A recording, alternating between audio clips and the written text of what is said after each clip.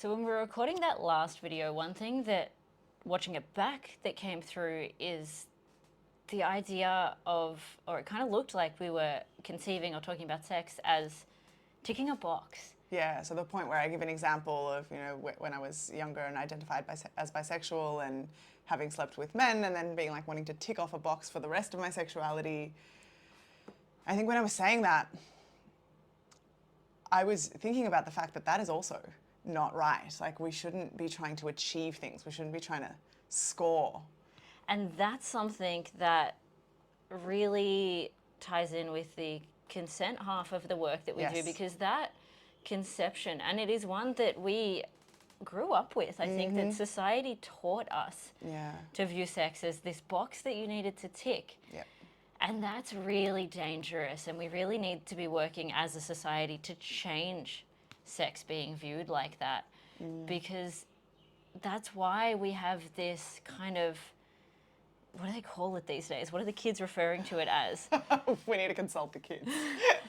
Like this scoring culture Yeah. of like, and you might have heard that metaphor of notches in your bedpost, Yeah. of, going out and trying to be with as many people as you can. And there's a certain group of people, and it seems to predominantly be young male identifying people, who view that as this masculine thing to do, this cool thing to do. Yeah.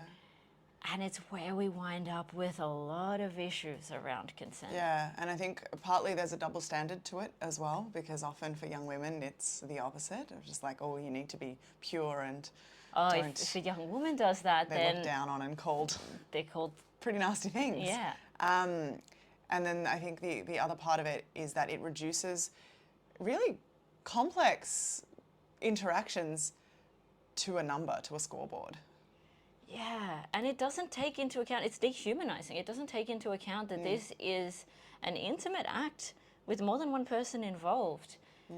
And to just chase that and go after that, and to be taught to do that, it's for that to be normalized as something that people do in our society, and that is just part of growing up. Yeah. That's really damaging. I think the other thing I want to touch on for anyone who's made it this far, when I said in that video about ticking off the other half of my sexuality, like, it's not half-half. Firstly, people aren't men and women. There are other genders out there, and even though part of my identity is bisexuality, I don't just like men and women. I do like all genders. So yeah, I just wanted to, as someone who identifies as bisexual, also clarify that it isn't a half-half type situation. It's much more complex than that.